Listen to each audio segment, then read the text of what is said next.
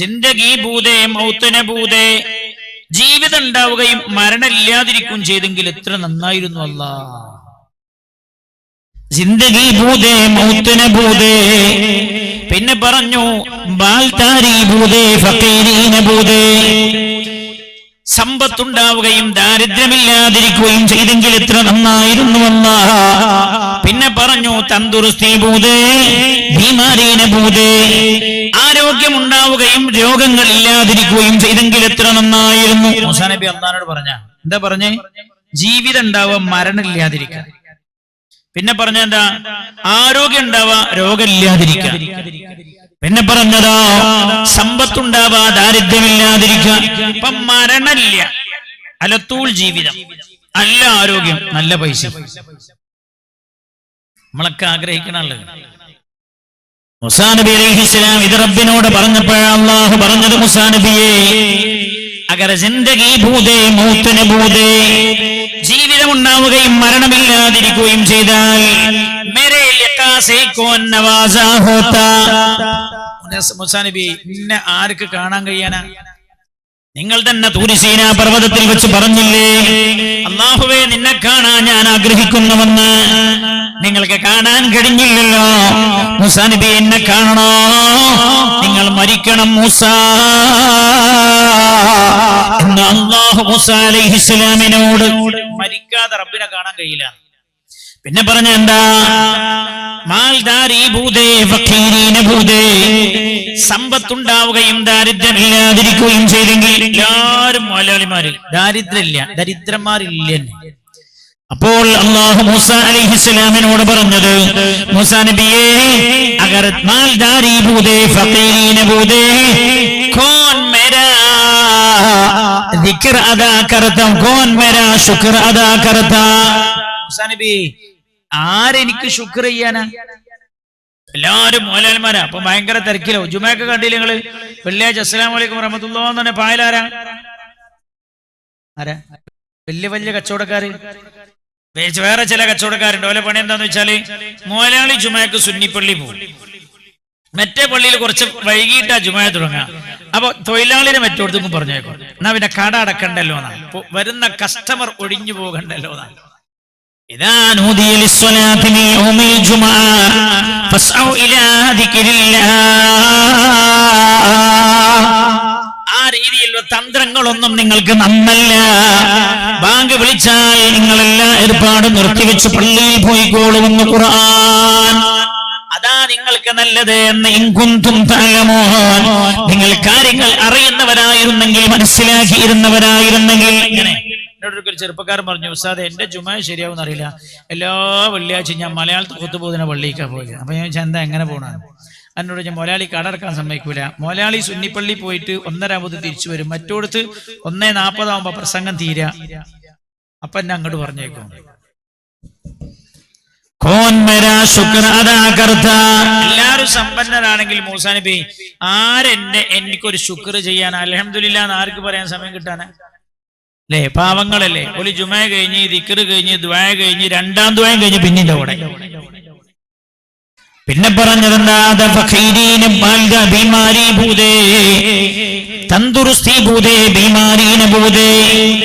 ആരോഗ്യമുണ്ടാവുകയും രോഗമില്ലാതിരിക്കുകയും ചെയ്തെങ്കിൽ എത്ര നന്നായിരുന്നു. അപ്പൊ അല്ലാഹു പറഞ്ഞു, മൂസാ നബി അങ്ങനെയായിരുന്നുവെങ്കിൽ ആരെന്നെ ഓർക്കാനാ മൂസാ നബി? അല്ലേ? രോഗം വന്നോണ്ടല്ലേ അല്ലാ അല്ലാ അല്ലാ അല്ലാ അല്ലാ അല്ലാ അല്ലാ അല്ലാ അല്ലാ അല്ലാ ചെല്ലണേ. ഇത്ര വലിയ ജനം ഇവിടെ ദ്വാരക്കാൻ കൂടിയത് എന്തുകൊണ്ടാ? നിങ്ങൾ മിണ്ടില്ല. എന്റെ പ്രസംഗം കേൾക്കാൻ വന്നതാണ് നിങ്ങളെന്ന വിഡ്ഢി, ആ രീതിയിലുള്ളൊരു ചിന്തിക്കാൻ മാത്രം വിഡ്ഢിയല്ല ഞാൻ. എല്ലാവരും ബേജാറില്ല. അതുകൊണ്ടുള്ള ദ്വാ സമ്മേളനത്തിലൊക്കെ പോവാ, ഉള്ള മാർച്ചിലൊക്കെ പോവാ, ഉള്ള പ്രതിഷേധത്തിലൊക്കെ പോവാ. എല്ലാം അല്ലേ? അഗർ ഫഖീരീന ഭൂതേ, അഗർ മാൽദാരി ഭൂതേ ഫഖീരീന ഭൂതേ കോൻ മേരാ ദിക്ർ അദാ കർതാ, ആരെന്നെ ഓർക്കാനാ? അല്ലേ? രോഗിയാകുമ്പോഴല്ലേ? ഒരാൾ എന്നോട് പറഞ്ഞു, വയസ്സായപ്പോൾ അപ്പൊ അല്ലാ അല്ലാന്ന് കൂടുതൽ പറയാൻ സമയം എന്താ? അയാൾക്ക് നീക്കുമ്പോ ഒരു 10 അല്ലാന്നെങ്കിലും പറയണം, എന്നാലേ നീക്കുള്ളൂ. കൈയൊക്കെ ഒരു സ്ഥലത്ത് കുത്തി അല്ലാ ഒരു 10 അല്ലാ ചെല്ലും. 25-ാമത്തെ വയസ്സിലോ ഒരല്ലാന്നും കൂടി പറയാതെ നീച്ചു പായലേ. അല്ലാഹു മൂസ അലൈഹിസ്സലാമിനോട് ചോദിച്ചതാ. ഖലീമുല്ലാഹി മൂസ അലൈഹിസ്സലാം റബ്ബിനോട് ഒരിക്കൽ ചോദിച്ചു, യാ റബ്ബി അൻത ഫിസ്സമാ, അല്ലാഹുവേ നീ ആകാശത്തിലാണല്ലോ, വനഹ്നു ഫിൽ അർദ്, ഞങ്ങൾ ഭൂമിയിലുമാണല്ലോ റബ്ബേ ഉള്ളത്. നീ ആകാശത്തിലാണല്ലോ, ഞങ്ങൾ ഭൂമിയിലാണല്ലോ. ഫമാ അലാമത്തു ഗളബിക മിൻ അല്ലാഹുവേ നീ ഞങ്ങളുടെ കാര്യത്തിൽ കുപിതനാണോ അതോ സന്തുഷ്ടനാണോ എന്ന് ഞങ്ങൾക്ക് തിരിച്ചറിയാനുള്ള മാർഗം എന്താണ്? മൂസാ നബി അല്ലാഹുവിനോട് ചോദിച്ചതാണ് അല്ലേ. ഭർത്താവ് സന്തോഷത്തിലാണോ ദുഃഖത്തിലാണോ എന്ന് വേൻ തിരിയില്ലേ? നിങ്ങൾ മിണ്ടില്ല, വേൻ തിരിയില്ലേ? ഭാര്യ സന്തോഷത്തിലാണോ ടെൻഷനാണോ വേൻ തിരിയില്ലേ? ഓഹോ, വേൻ തിരി, വേ മനസ്സിലാവും. അല്ലാഹുവിനോട് മൂസ അലൈഹിസ്സലാം ചോദിച്ചു, മൂസാ നബി, അല്ലാഹുവേ നീ ആകാശത്തിലാണല്ലോ റബ്ബേ, ഞങ്ങൾ ഭൂമിയിലുമാണല്ലോ. ഫമാ അലാമത്തു റിദാ ഫമാ അലാമത്തു ഗളബിക മിൻ റിദാക്, നീ ഞങ്ങളുടെ കാര്യത്തിൽ സന്തുഷ്ടനാണോ കുപിതനാണോ എന്ന് ഞങ്ങൾക്ക് എങ്ങനെ മനസ്സിലാക്കാൻ കഴിയും? നിങ്ങൾ ശ്രദ്ധിക്കണേ. അല്ലാഹു അതിന് കൊടുത്ത മറുപടി എന്താ? മൂസാ നബിയേ, ഇദസ്തഅമൽതു അലൈക്കും ഖിയാറകും, ഞാൻ നിങ്ങളുടെ മേൽ അധികാരത്തിലേറ്റിയത്, നിങ്ങളുടെ അധികാരികളായി വന്നത് നിങ്ങളുടെ കൂട്ടത്തിലെ ഏറ്റവും നല്ല ആളുകളാണെങ്കിൽ, ഇദസ്തഅമൽതു അലൈക്കും ഖിയാറകും, നിങ്ങളുടെ മേൽ ഞാൻ അധികാരത്തിലേറ്റിയത് നിങ്ങളുടെ കൂട്ടത്തിലെ നല്ല മനുഷ്യരെയാണെങ്കിൽ, ഫഹുവ അലാമതു ഇലായ അൻകും, ഞാൻ നിങ്ങളുടെ കാര്യത്തിൽ സന്തുഷ്ടനാണ് എന്നതിന്റെ തെളിവതാണ് എന്ന് ഖലീമുല്ലാഹി മൂസ അലൈഹിസ്സലാമിനോട് രാജാതിരാജനായ അല്ലാഹു ഓർമ്മപ്പെടുത്തുകയാണ്. ഇദസ്തഅമൽതു അലൈക്കും ഖിയാറകും ഫഹുവ അലാമതു റിദായ അൻകും, നിങ്ങളുടെ മേൽ അധികാരത്തിൽ വന്നത് നിങ്ങളോട് ഗുണം ചെയ്യുന്ന നല്ല ഭരണാധികാരികളാണോ എന്നാൽ ഞാൻ നിങ്ങളുടെ കാര്യത്തിൽ സന്തുഷ്ടനാണ് എന്നതാണ് അതിന്റെ അർത്ഥം. വൈദസ്തഅമൽതു അലൈക്കും ശിറാറകും, എന്നാൽ നിങ്ങളുടെ മേൽ അധികാരത്തിലെത്തിയത് ഞാൻ അധികാരത്തിലെത്തിച്ചത് ശിറാറകും, നിങ്ങളുടെ കൂട്ടത്തിൽ നിങ്ങളോട് തിന്മ ചെയ്യുന്ന ആളുകളെയാണ് എങ്കിൽ, നിങ്ങളോട് തിന്മ ചെയ്യുന്ന ആളുകളാണ് നിങ്ങളുടെ മേൽ അധികാരികളായി വന്നത് എങ്കിൽ, ഫഹുവ അലാമത്തു സുഖ്തി അലൈക്കും, നിങ്ങളുടെ കാര്യത്തിൽ ഞാൻ കുപിതനാണ് എന്നാണ് അതിന്റെ സൂചന എന്ന്, അതിന്റെ അർത്ഥമെന്ന് ഖലീമുല്ലാഹി മൂസ അലൈഹിസ്സലാമിനോട് അർഹമുർ റഹീമീനായ റബ്ബ് സുബ്ഹാനഹു വ തആല പറയുകയാണ്. ഏത് മൂസാ നബി അറിയോ? ആ മൂസാ നബിയുടെയും സമുദായത്തിന്റെ മേൽ അല്ലാഹു ഫറോവയെ അധികാരപ്പെടുത്തി. ഫറോവയായിരുന്നല്ലോ അന്ന് ഈജിപ്ത് ഭരിച്ചിരുന്നത്.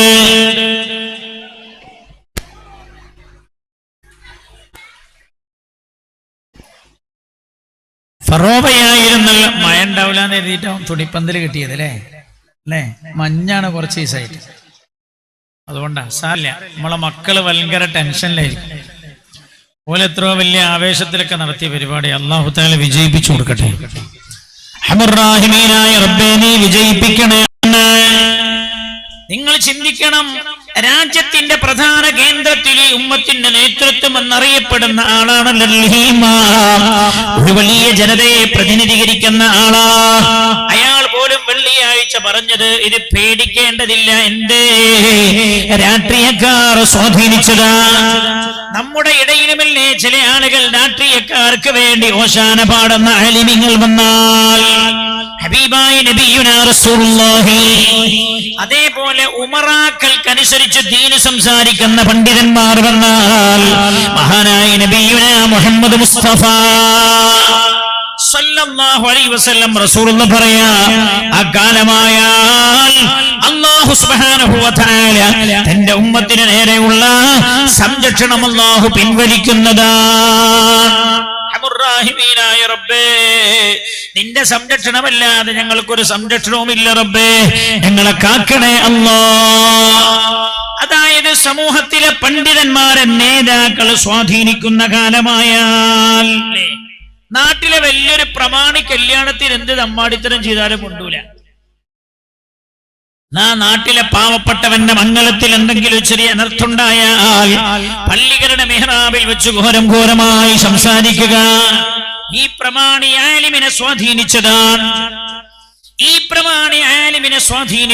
അങ്ങനെയുള്ള കാലമായാൽ നല്ലപോലെ ശ്രദ്ധിക്കണം എന്റെ സഹോദര. 1 2 വമാലം യുസക്കി സുലഹാ ഫുജ്ജാറുഹാ. എന്റെ സമൂഹത്തിലെ തമ്മാടികൾ നല്ല മനുഷ്യർക്ക് മേൽ ആധിപത്യം സ്ഥാപിക്കുന്ന കാലമായാൽ ഒക്കെ നമ്മൾ ചെയ്തതിന്റെ ദുരന്തം നമ്മൾ അനുഭവിക്കുകയാണ്. ഞാൻ നിങ്ങൾ പ്രതിഷേധിക്കേണ്ട എന്നോ തെരുവിലിറങ്ങേണ്ട എന്നോ ഈ നിയമം നടപ്പിലാക്കരുതെന്ന് പറയരുതെന്നോ എന്നല്ല ഞാൻ പറയുന്നത്. നമുക്ക് കിട്ടുന്ന ഈ അടി നമ്മൾ ചെയ്തതിന്റെ ദുരന്തമാണ്. നമ്മളിപ്പോൾ ഏറ്റുവാങ്ങിക്കൊണ്ടിരിക്കുന്ന അടിയില്ലേ, ഇന്നും പത്രങ്ങൾ നിങ്ങൾ കണ്ടില്ലേ, അടിച്ചു കൊന്നു ഒരു യുവാവിനെ എന്ന്. നമ്മൾ ഏറ്റുവാങ്ങുന്ന അടി, ഇനി ലഭിക്കാൻ പോകുന്ന അടിയും നമ്മൾ ചെയ്തു കൂട്ടിയ തെറ്റുകളുടെ ദുരന്തങ്ങളാണ് എന്ന് ഹബീബായ റസൂലുള്ളാഹി സ്വല്ലല്ലാഹു അലൈഹി വസല്ലം. ഭൂമിയിൽ മനുഷ്യരെ അടിക്കാൻ അല്ലാഹു നേരെ ഇറങ്ങി വരില്ല. പിന്നെയോ അല്ലാഹു വളരെ ക്രൂരരായ ആളുകളുടെ കയ്യിൽ അധികാരം കൈമാറുകയാണ് ചെയ്യുക എന്ന് മുഹമ്മദുർ റസൂലുള്ളാഹ്. മാലം യുസക്കി സുലഹാഹാ ഫുജ്ജാറുഹാ. എന്റെ സമുദായത്തിലെ നല്ല മനുഷ്യരുടെ മേൽ ദുഷ്കർമ്മികൾ ആധിപത്യം സ്ഥാപിക്കുകയും ചെയ്താൽ, പഴയ കാലത്ത് കല്യാണത്തിനൊക്കെ പുതിയാപ്പിള പോണ സമയത്ത് കല്യാണം കഴിച്ചണോ? കുറെ കൊല്ലായോ? നിക്കാഹ് കഴിഞ്ഞിട്ടുള്ളൂ. നിക്കാഹ് കഴിഞ്ഞിട്ടുള്ളൂ, വീട്ടിൽ കൂടിയിട്ടില്ല എന്നർത്ഥം അല്ലെ? അറിയാതെ വീട്ടിൽ കൂടിയണോ? ഒരാൾ എന്നോട് പറഞ്ഞു, ഞാൻ ഇന്ന് അയാളെ കണ്ടപ്പോ, ഞങ്ങൾ വലിയ ചങ്ങായിമാരാ, ഞാൻ അയാളെന്ന് കണ്ടപ്പോ പിന്നെ ഞാൻ ചോദിച്ചു കല്യാണം കഴിഞ്ഞു. അപ്പൊ എന്നോട് പറഞ്ഞു ഉസ്താദെ കല്യാണം കഴിഞ്ഞു എന്നാ. അപ്പൊ ഞാൻ എന്നോട് പറഞ്ഞു കല്യാണം കഴിഞ്ഞില്ല, നിക്കാഹേ കഴിഞ്ഞിട്ടുള്ളൂ. അപ്പൊ ഞാൻ ചോദിച്ചു എന്റെ എന്നോട് പറയാഞ്ഞെന്ന് വെച്ചു. അപ്പൊ എന്നോട് പറഞ്ഞു അത് കല്യാണം പറയാന്ന് വിചാരിച്ചിട്ടേന്നു. അപ്പൊ ഞാൻ ചോദിച്ചു കല്യാണം എന്നാ. അപ്പൊ എന്നോട് ഇനി കല്യാണം ഇല്ല അറിഞ്ഞ. അപ്പൊ ഞാൻ ചോദിച്ചാ എന്താ? എന്നോട് ഞാൻ ഭാര്യ 6 മാസം ഗർഭിണിയാണ്, അതുകൊണ്ട് ഞാൻ കല്യാണം ഇല്ല.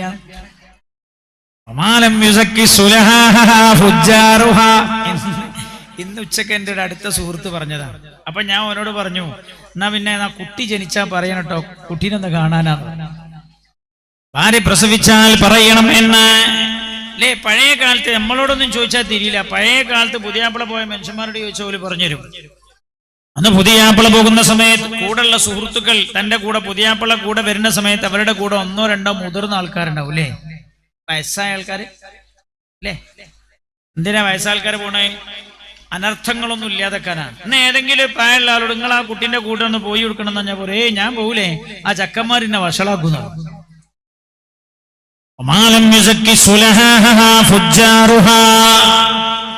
തമ്മാടികൾ നല്ല മനുഷ്യർക്ക് മേൽ ആധിപത്യം സ്ഥാപിക്കുന്ന കാലമായാൽ ഹബീബായ നബിയുനാ റസൂലുള്ളാഹി മട്ടന്നൂരിൽ നിന്ന് തലശ്ശേരിയിലേക്ക് പോകുന്ന ഒരു സ്ഥലത്താണ്. സ്ഥലത്തിന്റെ പേര് ഞാൻ പറയില്ല. വർഷങ്ങൾക്ക് മുമ്പ് ഒരു കല്യാണം കഴിഞ്ഞു. ആ നാട്ടിൽ ഒരു സ്വഭാവമുണ്ട്. കല്യാണത്തിന്റെ തലേ ദിവസം മൈലാഞ്ചി എന്ന് പറയും. മൈലാഞ്ചിക്ക് ഇശാ നിസ്കാരം കഴിഞ്ഞ് പള്ളിയിലെ ഉസ്താദ് വന്നിട്ടാ ഭക്ഷണം വിളമ്പാറുള്ളത്. ഉസ്താദിന് ആദ്യം വിളമ്പി കൊടുക്കുക, എന്നിട്ടാ പിന്നെ വേറെ ഭക്ഷണം കഴിക്കും. ആ വീട്ടിൽ അന്ന് പെൺകുട്ടികളെ കൊണ്ടുവന്ന് പാട്ടുപാടിക്കുന്നുണ്ട്, ഗാനമേളയുണ്ട്.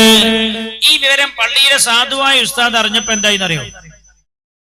റസൂലുള്ളാഹി പറഞ്ഞ എന്താ? ഒരു തിന്മങ്ങള് കണ്ട ഒന്ന് കൈകൊണ്ട് തടയണം, ഘടിയില്ലേ ഫബിലിസാനിഹി, നാവ് കൊണ്ട് തടയണോ? അതിനും ഘടിയില്ലേ ഫബിഖൽബിഹി, ഹൃദയം കൊണ്ട് വെറുക്കണമെന്നല്ലേ പുണ്യനബി പറഞ്ഞത് സല്ലല്ലാഹു അലൈഹി വസല്ലം. ഇയാള് സാധുവായ ഒരു ഉസ്താദാ. മൂപ്പരെന്ത് ചെയ്തു? അങ്ങോട്ട് പോണ്ടാന്ന് തീരുമാനിച്ചു. വീട്ടിൽ നിന്ന് ആളുകളെ പറഞ്ഞയച്ചു ഉസ്താദിനെ വിളിക്കാൻ. ഉസ്താദ് വന്നപ്പോൾ ഉസ്താദ് പറഞ്ഞു ഞാൻ അങ്ങോട്ട് വരുന്നില്ല ഭക്ഷണം കഴിക്കാൻ. ഇത്രേ പറഞ്ഞോളൂ. നിങ്ങൾക്ക് കേൾക്കണോ? കല്യാണം കഴിഞ്ഞ് 3 ദിവസം കഴിഞ്ഞിട്ട് ആ മഹലിന്റെ മീറ്റിംഗ് വിളിപ്പിച്ചു ഇയാൾ. ആരെ? മഹലിന്റെ വൈസ് പ്രസിഡന്റിന്റെ വീട്ടിലായിട്ട് നടന്നത്. പെൺകുട്ടികളെ കൊണ്ടുവന്ന്, വലിയ പെൺകുട്ടികളെ കൊണ്ടുവന്ന് ഗാനമേള നടത്തിയതാ. അതുകൊണ്ടാണ് ഇയാൾ ആ വീട്ടിലേക്ക് ഭക്ഷണം കഴിക്കാൻ പോകാതിരുന്നത്. ഇയാളൊന്നും മറുത്തു പറഞ്ഞിട്ടില്ല. 3 കഴിച്ച ദിവസം കഴിഞ്ഞ് മീറ്റിംഗ് വിളിപ്പിച്ചിട്ട് ഈ വൈസ് പ്രസിഡന്റ് പറയാണ്, എന്നെ ആളുകൾക്കിടയിൽ വഷളാക്കിയ മുസ്ലിയാരാ പള്ളിയിൽ ഇപ്പോൾ ഖതീബ്. എന്റെ കമ്മിറ്റിക്കാർ വെച്ചെന്താ, ഇയാളെ ഞാൻ ഭക്ഷണം കഴിക്കാൻ കാത്തിരുന്നിട്ട് ഇയാൾ വരുന്നില്ല എന്ന് പറഞ്ഞു വെച്ചു. എന്റെ വീട്ടിൽ ഒരുമിച്ച് കൂടിയ ആളുകൾക്കിടയിൽ ഞാൻ വഷളായി, എന്നെ പരിഹസിച്ചു വഷളാക്കിയ മുസ്ലിയാരായി പോയി നാട്ടിലുള്ളത്. അയാൾ ഈ പള്ളിയിലെ ഖതീബായി തുടരുന്ന കാലത്തോളം ഈ മഹല്ലുമായി സഹകരിക്കാൻ എനിക്ക് കഴിയില്ല എന്ന് നിങ്ങൾ ആലോചിക്കണോ? മഹല്ല് കമ്മിറ്റി ഐക്യകണ്ഠേന തീരുമാനിച്ചു അയാളെ പുറത്താക്കാൻ.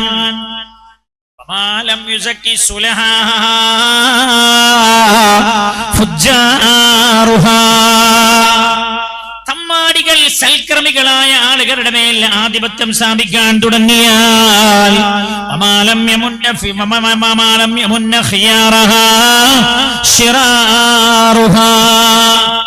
ഇപ്പടുത്ത് ഞാൻ വിചാരിച്ച മലപ്പുറം ജില്ലയിൽ ഇതൊന്നുമില്ലാന്നാ. ഇപ്പടുത്ത് നമ്മുടെ കുടുംബത്തില് കല്യാണം കഴിഞ്ഞു. അന്ന് ചില കുട്ടികൾ പുതിയാമ്പള തിരിച്ചു വന്നപാടെ പടക്കം പോപ്പി മറ്റതൊക്കെ ആയിട്ട് വന്നിട്ട് പറഞ്ഞു, ഞങ്ങൾ പടക്കം പൊട്ടിക്കും. കുറെ പ്രായമുള്ള മനുഷ്യന്മാർ ഇറങ്ങി വന്നിട്ട് പറഞ്ഞു, നിങ്ങൾ പടക്കം പൊട്ടിച്ച ഞങ്ങളെ കാലുമായിട്ട് നിങ്ങൾ തിരിച്ചു പോലാണ്. അപ്പൊ ഇവര് പറയാ, എന്തായാലും ഞങ്ങൾ പൊട്ടിക്കും. ആരോട്? തന്റെ വാപ്പാന്റെ വയസ്സുള്ളവനാണ് ഈ പറയണേ.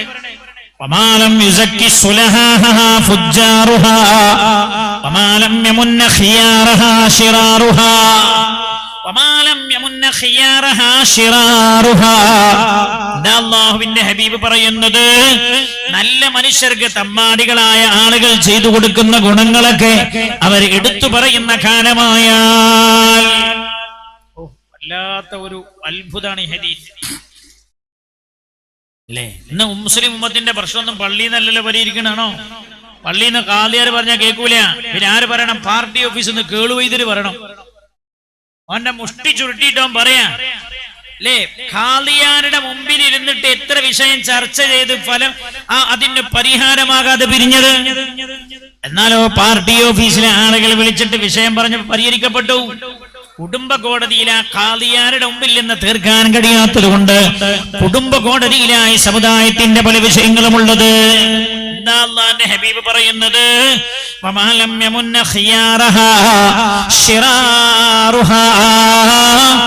ഈ 3 സ്വഭാവങ്ങൾ എന്റെ ഉമ്മത്തിലുണ്ടായാൽ അല്ലാഹു സുബ്ഹാനഹു വ തആല അവർക്ക് നേരെ പിടിച്ചിരിക്കുന്ന സംരക്ഷണത്തിന്റെ കൈ അല്ലാഹു പിൻവലിക്കുന്നതാ. സുമ്മ സല്ലത അലൈഹിം ജബാബിറതുഹും, പിന്നെ അല്ലാഹു സുബ്ഹാനഹു വ തആല അവരുടെ മേൽ ധിക്കാരികളായ ആളുകളുടെ അവരുടെ മേൽ ധിക്കാരികളായ ഭരണാധികാരികളെ അല്ലാഹു കൊണ്ടുവരികയും ചെയ്യുമെന്ന് നബിയുനാ റസൂലുള്ളാഹ് പറഞ്ഞത്. ഈ 3 സ്വഭാവം എന്റെ ഉമ്മത്തിലുണ്ടായാൽ ധിക്കാരികളായ ഭരണാധികാരികളായിരിക്കും അവരുടെ മേൽ അധികാരത്തിൽ വരിക.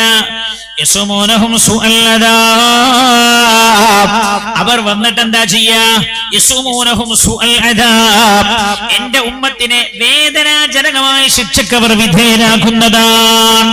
അല്ലേ ഇപ്പൊ നമ്മൾ അനുഭവിച്ചുകൊണ്ടിരിക്കുന്നത്? യസുമൂനഹും സുഅൽ അദാബ് അവസാനിച്ചില്ല. ثم ضربهم بالفاقة والفقر. അർഹമുർ റഹീമീനായ റബ്ബ് സുബ്ഹാനഹു വ തആല ഹബീബായ നബിയുനാ റസൂലുള്ളാഹി സല്ലല്ലാഹു അലൈഹി വസല്ലമ തങ്ങളിലൂടെ നമ്മെ പഠിപ്പിക്കുകയാ. ثم ضربهم بالفاقة والفقر, പിന്നെ അല്ലാഹു സുബ്ഹാനഹു വ തആല അവരുടെ മേൽ ദാരിദ്ര്യം അവർ മുഖേന അടിച്ചേൽപ്പിക്കുന്നതാണ്. ഇത് രണ്ടും നടന്നുകൊണ്ടിരിക്കല്ലേ? ചിന്തിച്ചു നോക്കുങ്ങള്. രണ്ടും നടന്നുകൊണ്ടിരിക്കുന്നില്ലേ? എന്നോട് ഇപ്പൊ അടുത്തൊരാൾ പറഞ്ഞു, പ്രസാദ് ഇവിടെ ഇപ്പൊ 2.5 ലക്ഷം 3 ലക്ഷം ഒക്കെ സ്ഥലത്തിന് അതേ സ്ഥലം ഇപ്പൊ 75 ചോദിച്ചാൽ കിട്ടാണ്ട്. എന്താ എങ്ങനെങ്കിലും വിറ്റ് കൈയൊഴിക്കാണ് പൈസ ഇല്ല, എന്നിട്ട് തന്നെ എടുക്കാൻ ആളില്ല.